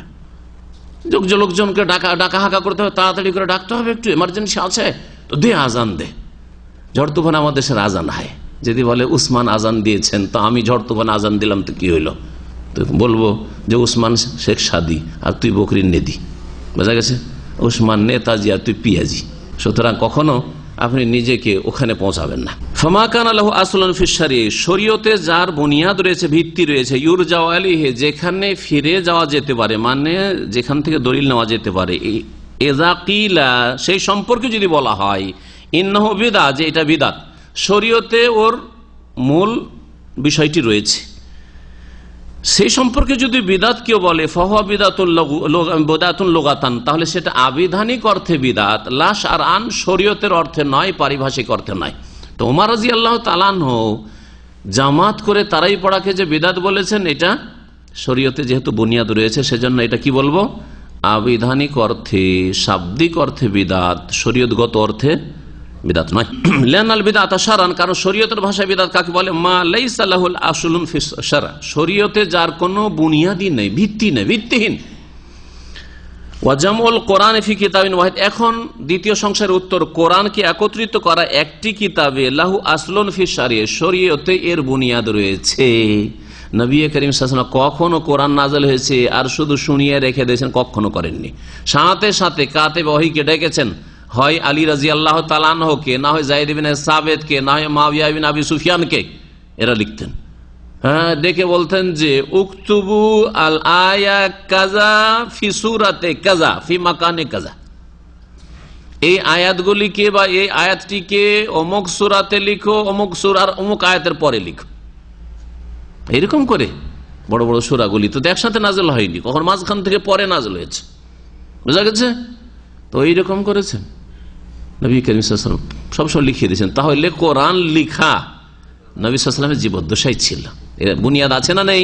শরীয়তে বুনিয়াদ আছে, ভিত্তি আছে, ভিত্তিহীন নয়। লিআন্না নবী সাল্লাল্লাহু আলাইহি ওয়াসাল্লাম কানা ইয়ামুরু বিকিতাবাতিল কোরআন, কারণ নবী করিম সাল্লাল্লাহু আলাইহি ওয়াসাল্লাম কোরআন লিখা নির্দেশ দেন, লিখিয়েও দিতেন আর নির্দেশও দিতেন। সহিহ মুসলিম হাদিস হয়েছে, লা তাকতুবু আন্নি গায়রাল কোরআন, আমার থেকে কোরআন ছাড়া অন্য কিছু লিখিও না। হাদিস কেউ কেউ লিখতে চাইতেন, তখন নবী সাল্লাল্লাহু আলাইহি ওয়াসাল্লাম ব্যাপক হারে হাদিস লিখতে নিষেধ করেছেন। এক দুটো সাহাবীকে মাঝে মধ্যে লিখিয়ে দিয়েছেন, বা কেউ লিখতে চাইছে লিখে দিতে বলেছেন, কিন্তু ব্যাপক হারে হাদিস লেখাটা বারণ ছিল কোরআন নাযিল হওয়ার জামানায়। কেন? কারণ সাধারণ অশিক্ষিত মানুষ, সাহাবায়ে কেরামদের জামানায় শিক্ষিত লোক ছিল না, আমরা অনেকে বুঝতে পারি না। আজকাল অনেকেই একটা সাধারণ দোয়া, বানানো দোয়া, অথবা নবী সাল্লাল্লাহু আলাইহি ওয়াসাল্লাম হাদিসকে বলে যে এটা কোন আয়াত। আমার কাছে মাঝে মাঝে প্রশ্ন আসে যে শাইখ এটা কোন আয়াত? আমি বললাম ভাই এটা আয়াত না, এটা হাদিস। তাহলে বুঝতে পারছেন না যে এটা আয়াত না হাদিস? ভালো আলেম হলে বোঝা যাবে, ভালো আলেম হাফেজ, আর হাফেজ নাও যদি হয় আর ভালো আলেম হয়, তাহলে ভাষার অলংকার সম্পর্কে যদি জানা থাকে, কোরআনে কারীমের অলংকার হচ্ছে সবচেয়ে উচ্চ অলংকার, আর তারপরে 2 নম্বরে উচ্চ অলংকার রাসূলুল্লাহ সাল্লাল্লাহু আলাইহি ওয়াসাল্লাম হাদিসের, তারপরে সাধারণ লোকের সাহিত্যিক ভাষা। তাহলে সাহিত্য থেকে হাদিস পার্থক্য করতে পারবে একজন লোক ভালো যদি আরবি পণ্ডিত হয়, তাহলে অনারব হইলেও এরকম কোরআনের আয়াত না হাদিস পার্থক্য করতে পারবে, বুঝতে পারবে, যারা বালাগাতের সাবজেক্ট ভালো করে পড়া আছে, ভালো করে পড়া আছে। জি, এবং কোরআন এবং হাদিস সম্পর্কে জ্ঞান আছে, চর্চা আছে। শুধু বালাগাত পড়া থাকলে আবার হবে না, কোরআন হাদিস সম্পর্কে জানা আছে, ওদের বুঝতে পারবে। তো কোরআন লিখার জামানায় হাদিস লেখা এই জন্য নিষেধ ছিল, যাতে করে মানুষ ভুল বুঝে কোরআনকে হাদিসে না ঢুকিয়ে দেয়, আর হাদিস কোরআনের অংশে না ঢুকিয়ে দেয় যে এটাও আয়াতে কোরআনই, বড় গুমরাহি হয়ে যাবে। কোরআন লেখা নির্দেশ দিতেন নবী সাল্লাল্লাহু আলাইহি ওয়াসাল্লাম, লাকিন কানা মাকতুবান মুতাফাররিকান, পার্থক্য এই ছিল পরের কোরআন লেখা সাহাবায়ে কেরামদের, আবু বকর বা উসমানের কোরআন লেখা আর রাসূলুল্লাহ সাল্লাল্লাহু আলাইহি ওয়াসাল্লামের কোরআন লেখাতে, যে কোরআন নবী সাল্লাল্লাহু আলাইহি ওয়াসাল্লামের জামানায় লেখা ছিল বিচ্ছিন্ন ভাবে। কেউ কিছু সূরা লিখে রেখেছে, কেউ কিছু আয়াত লিখে রেখেছে, কেউ কিছু সূরা লিখে রেখেছে, কারো কাছে কিছু লেখা আছে, কারো কাছে কিছু লেখা আছে, এইরকম। লিআন্না নবী সাল্লাল্লাহু আলাইহি ওয়াসাল্লাম ফাজামাহু সাহাবা, সাহাবায়ে কেরামরা কি করলেন রাদিয়াল্লাহু আনহুম, সবগুলিকে একত্রিত করলেন। বিভিন্ন সাহাবায়ে কেরামদের কাছে ছড়িয়ে ছিটিয়ে আছে কোরআনের বিভিন্ন অংশ, সবগুলিকে একত্রিত করলেন ফি মুসহাফিন ওয়াহিদিন, একটি কপিতে, একটি মুসহাফে। কোরআনের কপিকে মুসহাফ বলা হয়। হেফজান লাহু, তার সুরক্ষার উদ্দেশ্যে, তার সুরক্ষার হেফাজতের উদ্দেশ্যে। কারণ এরকম ছড়িয়ে ছিটিয়ে থাকলে কোথাও ঘাটতি হয়ে যেতে পারে, কোথাও কারো স্মৃতি থেকে নেমে যেতে পারে যে কোরআনের আরো কিছু আয়াত বাকি আছে, ভালো ভালো লোক ভুলে যেতে পারে। তারাবির সম্পর্কে উত্তর আরো বলছেন অতিরিক্ত, তারাবি কাদ সাল্লাহ ওয়া তারাবি কাদ সাল্লাহ নবী সাল্লাল্লাহু আলাইহি ওয়াসাল্লাম, নবী করিম সাল্লাল্লাহু আলাইহি ওয়াসাল্লাম কয়েক রাত সাহাবায়ে কেরামদেরকে নিয়ে তারাবি পড়েছেন জামাত করে, তা ছিল 3 রাত। ওয়া তাখাল্লাফা আনহুম ফিল আখির, আর শেষ রাতে, চতুর্থ রাতে তিনি পিছিয়ে থেকে গেছেন, আসেন নাই। খাশিয়াত আন তুফরাজ আলাইহিম, এই আশঙ্কা যে তাদের জন্য ফরজ না করে দেওয়া হয়। ওয়াস্তামার সাহাবাতু রাদিয়াল্লাহু আনহুম ইউসাল্লুনা আওজান মুতাফাররিকিন ফি হায়াতিন নবী সাল্লাল্লাহু আলাইহি ওয়া বা'দা ওয়াফাতিহি, নবী সাল্লাল্লাহু আলাইহি জীবদ্দশায় এবং নবী সাল্লাল্লাহু আলাইহি ওয়াসাল্লাম ইন্তেকালের পরেও সাহাবায়ে কেরামরা ছিন্ন ভিন্ন হয়ে, এখানে 5 জন, ওখানে 7 জন, ওখানে 10 জন, এইরকম করে একই মসজিদে তারাবির নামাজ পড়তো তারা। ইলা আন জামাআহুম উমর ইবনে খাত্তাব রাদিয়াল্লাহু আনহু আলা ইমামিন ওয়াহিদ, এমনকি উমর ইবনে খাত্তাব রাদিয়াল্লাহু তার খেলাফত আমলে এক ইমামের পেছনে সবাইকে একত্রিত করে দেন এক জামাতে। কামা কানু খালফান নবী সাল্লাল্লাহু আলাইহি ওয়াসাল্লাম, যেমন তারা 3 দিন নবী সাল্লাল্লাহু আলাইহি ওয়াসাল্লামের পিছনে এক জামাতে নামাজ পড়েছে। ওয়া লাইসা হাযা বিদআ ফিদ্দীন, এটা ধর্মে বিদআত হইল না, কারণ নবী সাল্লাল্লাহু আলাইহি ওয়াসাল্লাম জামাত করে পড়ে দিয়েছেন। এখন হাদিস লেখার বিষয়টি, হাদিস বুখারী অনেক পরে লেখা আছে, তোমরা হাদিস কোথায় কেন এইভাবে করছো, মুখে মুখে রাখো। হ্যাঁ, এরও উত্তর বলছেন যে এরও শরীয়তে বুনিয়াদ রয়েছে, ভিত্তি রয়েছে, ভিত্তিহীন নয়। ওয়া কিতাবাতুল হাদিস আইযান লাহা আসলুন ফিশ শারআ, হাদিস লেখারও ভিত্তি রয়েছে, প্রমাণ রয়েছে শরীয়তে। ফাকাদ আমারা নবী সাল্লাল্লাহু আলাইহি ওয়াসাল্লাম কিতাবাতে বাযিল আহাদিস লিবাজ আসহাবিহি, কিছু কিছু হাদিস লেখার হুকুম দিয়েছেন নবী করিম সাল্লাল্লাহু আলাইহি ওয়াসাল্লাম কিছু কিছু সাহাবায়ে কেরামদেরকে, কোন কোন সাহাবায়ে কেরামকে। যেমন আবু শাহ বলে একজন আসলেন, আসার পরে নবী সাল্লাল্লাহু আলাইহি ওয়াসাল্লামের খুতবা শুনলেন আপনার হজের মাঠে, তারপরে বললেন যে উকতুবলি ইয়া রাসূলুল্লাহ, তখন নবী সাল্লাল্লাহু আলাইহি ওয়াসাল্লাম বললেন, আবু শাহ ইয়ামান দেশ থেকে এসেছেন, বললেন উকতুবুলি আবি শাহ, সাহাবাদেরকে বলে যারা লিখতে জানতেন যে আবু শাহকে লিখে দাও। তারপরে আবু হুরায়রা আব্দুল্লাহ বিন উমর দুজনে বলছেন যে আমার চাইতে বেশি ওনার হাদিস কেন, ফাইন্নাহু কানা ইয়াকতুবু ওয়া আনা লা আকতুবু। আবু হুরায়রা বলছেন যে আব্দুল্লাহ বিন উমর তিনি লিখতেন আর মুখস্থ করতেন, আর আমি শুধু মুখস্থ করতাম, আর সেই জন্য তার হাদিস বেশি। এটা তার ধারণায়, কিন্তু পরে ক্যালকুলেশন করে হিসাব করে দেখা গেল যে সবচেয়ে বেশি হাদিস বর্ণনাকারী 5000-এর বেশি হাদিস বর্ণনাকারী আবু হুরায়রা, আর তারপরে আব্দুল্লাহ বিন উমর, তারপর আয়েশা রাদিয়াল্লাহু আনহা। আয়েশা রাদিয়াল্লাহু আনহা থেকে বর্ণিত হাদিস রয়েছে প্রায় 2000-এর বেশি।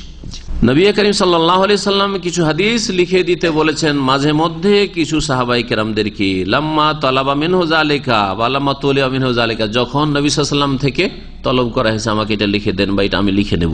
ওয়া কানা আবু হুরায়রা রাদিয়াল্লাহু ইয়াকতুবুল হাদিস ফি আহদিন নবী সাল্লাল্লাহু আলাইহি সাল্লাম, আবু হুরায়রা রাদিয়াল্লাহু আনহু লিখতেন, শেখ লিখছেন আবু হুরায়রা, কিন্তু এটা একটু কনফার্মে দেখতে হবে। আমি যেটা জানি সেটা আব্দুল্লাহ বিন উমর সম্পর্কে তিনি বলছেন ফাইন্নাহু কানা ইয়াকতুবু ওয়ালা, যাই হোক আবু হুরায়রা অথবা আব্দুল্লাহ বিন উমর লিখতেন। ওয়া কানাল মাহজুরু মিন কিতাবাতি বিসিফাতিন আম্মা ফি আহদিহি, নবী করিম সাল্লাল্লাহু আলাইহি ওয়াসাল্লামের আমলে জীবদ্দশায় ব্যাপক হারে হাদিস লেখার চর্চা ছিল না। কেন? খাশিয়াতা আন ইয়াখতালাতাল কুরআনু মা লাইসা মিনহু, এই আশঙ্কায় যে কোরআন যেন এমন কিছুর সাথে মিশে না যায়, একাকার না হয়ে যায় যা কোরআন নয়, মানে হাদিসের সাথে একাকার না হয়ে যায়, আর বুঝতে পারছেন না যে এটা কোরআনের আয়াত না, এটা হাদিসের রাসূল। এই ভয়ে হাদিস লেখা ব্যাপক হারে নিষেধ ছিল। লা তাকতুবু আন্নী গায়রাল কুরআন, কোরআন ছাড়া তোমরা আমভাবে এইভাবে লিখিও না। ফালাম্মা তুফিয়া সাল্লাল্লাহু আলাইহি ওয়াসাল্লাম, নবী সাল্লাল্লাহু আলাইহি ওয়াসাল্লাম ইন্তেকাল করে গেলেন, ইনতাফা হাযাল মাহজুর, তখন এই আশঙ্কা দূর হয়ে গেল, তারাবি আর ফরজ হওয়ার ওহী নাযিল হবে, জিবরাইল আর ওহী নিয়ে আসবেন না, ওই আশঙ্কা দূর। তারপরে কোরআন আর হাদিস একাকার হবে না, কারণ কোরআন কমপ্লিট হয়ে গেছে নাযিল, আর ওহী আসবে না, এরপরে যেগুলি চর্চা করছে এগুলি হচ্ছে হাদিস। এই আশঙ্কা যখন লিআন্নাল কোরআন কাদ তাকামালা, কারণ কোরআন সম্পূর্ণ হয়ে গেছে নাযিল হওয়া, ওয়া যুবিতা ক্বাবলা ওয়াফাতি সাল্লাল্লাহু আলাইহি ওয়াসাল্লাম, নবী সাল্লাল্লাহু আলাইহি ওয়াসাল্লাম ইন্তেকালের আগেই তা লিপিবদ্ধ করে দেওয়া হয়েছে। ফাদাওয়ারাল মুসলিমুনা হাদিসা বাদা যালিকা হিফযাল্লাহু মিনাদ দিয়া, তারপরে মুসলিমরা হাদিস সংকলন করা শুরু করলেন বিনষ্ট হওয়া বা শেষ হয়ে যাওয়া থেকে সুরক্ষার উদ্দেশ্যে, যাতে করে হারিয়ে না যায় বা হাত ছাড়া না হয়ে যায়। ফাজাযাহুমুল্লাহু আনিল ইসলাম ওয়াল মুসলিমিন খায়রা, সুতরাং আল্লাহ পাক রব্বুল আলামিন মুসলিম তাবেঈন যারা হাদিসের কিতাবের আকারে, পুস্তিকার আকারে লেখা শুরু করেছেন তাবেঈনদের জামানায়, তাবেঈনদের জামানায়, এবং তারপরেও মুহাদ্দিসিনে কেরাম তাদেরকে যেন ইসলামের পক্ষ থেকে আর মুসলিম উম্মার পক্ষ থেকে উত্তম প্রতিদান আল্লাহ পাক দান করেন। হাইসু হাফিজু কিতাব রাব্বিহিম, কারণ তারা তাদের রবের কিতাবের হেফাজত করেছেন। সাহাবায়ে কেরামরা যে কোরআনের মুসহাফ বানিয়ে একসাথে একটা কপি বানিয়ে ওসমান রাদিয়াল্লাহু তাআলা বড় বড় শহরগুলিতে 5 কপি পাঠিয়ে দিয়েছেন। ও সুন্নাতে নবীহিম সাল্লাল্লাহু আলাইহি ওয়াসাল্লাম মিনাদ দিয়া, এবং নবী সাল্লাল্লাহু আলাইহি ওয়াসাল্লাম সুন্নতকেও তারা হেফাজত করেছেন তা বিনষ্ট হওয়া থেকে। ও আবাসিল আবেসিন, আর যারা এই নিয়ে ছিনিমেনে খেলা করতে পারে তাদের অনিষ্ট থেকে রক্ষার জন্য। এখানে আমাদের আলোচনা আজকের শেষ হলো। আর আশা করি বিদাত বুঝা সম্পর্কে, বেদাত সম্পর্কে যেসব সংশয় হয়ে থাকে সে সম্পর্কে আজকের আলোচনা অনেকটা যথেষ্ট। শাইখের কিতাব আকিদাতুত তাওহীদ থেকে আল্লাহ পাক যেন আমাদেরকে হক কথা বুঝার তৌফিক দান করেন এবং হক কথা মানার তৌফিক দান করেন, সুন্নতের অনুসারী হওয়ার তৌফিক দান করেন, বিদাত থেকে বেঁচে থাকার তৌফিক দান করেন। ওয়া সাল্লাল্লাহু আলা নবিয়িনা মুহাম্মদ ওয়া আলা আলিহি ওয়া সাহবিহি আজমাইন। ধর্মের নামে নতুন করা হয়েছে, নতুন করা হয়েছে, তাহলে এতে দুটো কথা। একটা হচ্ছে যে মা উহদিসা, যা নতুন করা হয়েছে, নৌসেবা ইলাদ্দিন, এবং দিনের সাথে সম্পৃক্ত করা হয়েছে, মানে ধর্মের নামে। 3 নম্বর হচ্ছে যে ওয়ালাম ইয়াকুন লাহু আসলুন ফিশ শরিয়ত, শরীয়তে যার কোনো ভিত্তি নেই, বুনিয়াদ নেই। শরীয়তে যদি বুনিয়াদ থাকে তাহলে করা যেতে পারে। যেমন আপনি দোয়া করবেন, দোয়ার শরীয়তে ভিত্তি আছে না নেই? এখন দোয়ার জন্য প্রত্যেকের যখন দোয়া করবেন নবী সাল্লাল্লাহু আলাইহি ওয়াসাল্লাম ওই সময় দোয়া করেছেন কিনা এটা জানতে হবে। আপনি যদি একা একা করেন, কোনো একটা ফর্মালিটি না দিয়ে, কোনো একটা নতুন তরিকা আবিষ্কার না করে, তাহলে যে কোনো সময় দোয়া করতে পারেন। দাঁড়িয়েও দোয়া করতে পারেন, বসেও করতে পারেন, আর শুয়েও করতে পারেন। না পারেন না? বিছানায় শুয়ে আছেন, ঘুম আসে না, দোয়া করতে পারেন না? পারেন না? হ্যাঁ, লিফটে নামছেন, দোয়া করতে পারেন না? পারেন না? কেউ যদি বলে যে লিফটে তুমি দোয়া করবে, এর দলিল দাও, তো করতে দিবে না। বলে আসলে শরীয়তে দোয়া করা আছে নির্জনে, আর নির্জনে দোয়া করলে বেশি ইখলাস আসবে।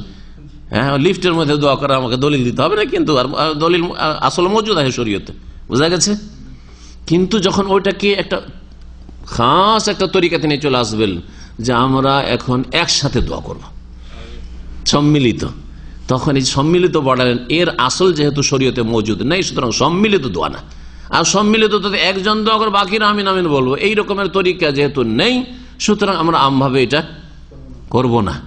তবে নবী করিম সাল্লাল্লাহু আলাইহি ওয়াসাল্লাম ইস্তিসকা, পানি চাওয়ার দোয়াতে করেছেন, পানি চাওয়া ইস্তিসকার ক্ষেত্রে করতে পারেন। খুতবাতে নবী সাল্লাল্লাহু আলাইহি ওয়াসাল্লাম দোয়া করেছেন, সাহাবায়ে কেরামরা হাত উঠিয়েছেন, সুতরাং ওই ক্ষেত্রে করতে পারেন। বা নবী সাল্লাল্লাহু আলাইহি ওয়াসাল্লাম হাত উঠিয়ে ইস্তিসকার দোয়া করেছেন, করতে পারেন ওই ক্ষেত্রে। কিন্তু অন্যান্য দোয়ায় খুতবায় খতিব দোয়া করছে আর সাধারণ লোকেরা হাত উঠিয়ে দিচ্ছে, যে কোনো দোয়ার ক্ষেত্রে এটা জায়েজ নয়, বিদআত এটা, বুঝছেন না? জি। তো আসল দোয়া মওজুদ আছে, ইউনূস আলাইহিস সালামের দোয়া মওজুদ আছে কিনা, এর শরীয়তে বুনিয়াদ আছে, এটা আপনি করবেন। দিনে যদি হাজার হাজার বার পড়ে যান, সারা দিন ধরে পড়তে থাকেন, নিষেধ আছে। কিন্তু যদি বলেন যে আমি এক মজলিসে বসবো আর বুট চানা নিয়ে বসবো, বা পাথর কঙ্কন নিয়ে বসবো, হ্যাঁ, বা তসবির দানা নিয়ে বসবো আর সোয়া লাখ বাল পড়বো, যার নাম হবে খতমে ইউনূস, তাহলে বিদআত। কারণ আপনি একটা নতুন তরিকা আবিষ্কার করলেন। আব্দুল মাসউদ আবু মুসা আশআরী যে ওই যে প্রথম বিদআতীদেরকে দেখেছিলেন, ওই খারেজিগুলিকে, যারা পরে খারেজি হয়ে সব মরেছে নাহাওয়ানদের যুদ্ধে, ওই কুফার মসজিদে ভোর রাত্রে বসে বসে এক মরবি বলছে 100 বার সুবহানাল্লাহ বলো, সাব্বিহু মিয়া, বলছে কাব্বিরু মিয়া, আল্লাহু আকবার 100 বার বলো, হাল্লেলু মিয়া, লা ইলাহা ইল্লাল্লাহ 100 বার করে বলো। এগুলো হচ্ছে বিদআত। কিন্তু আপনি বলতে থাকেন সারাদিন, লা ইলাহা ইল্লাল্লাহ বলতে থাকেন, একে একে সারাদিন সুবহানাল্লাহ বলতে, সারাদিন আপনি আলহামদুলিল্লাহ বলতে থাকেন, কোনো অসুবিধা নেই। এবার বুঝেছেন? তাহলে শরীয়তে যতটা আসল বুনিয়াদ আছে, ওই আসলের ভিত্তি করে যতটা করা, আর অনুমতি শরীয়ত আছে করবেন। কিন্তু এটাকে যখন নতুন কিছু তরিকা দেবেন, তখন আবার বিদআতের রূপ ধারণ করবেন। জিকিরের ক্ষেত্রে বা দোয়ার ক্ষেত্রে সম্মিলিত জিকির, দরুদ সবসময় পড়তে থাকেন, অসুবিধা নেই। কিন্তু সম্মিলিত দরুদ, এই সম্মিলিত লাগালেন তখন বিদআত শুরু হইল। হ্যাঁ, অথবা সুর ধরে একবারে দরুদ, সুর ধরে দরুদ, বোঝা গেছে?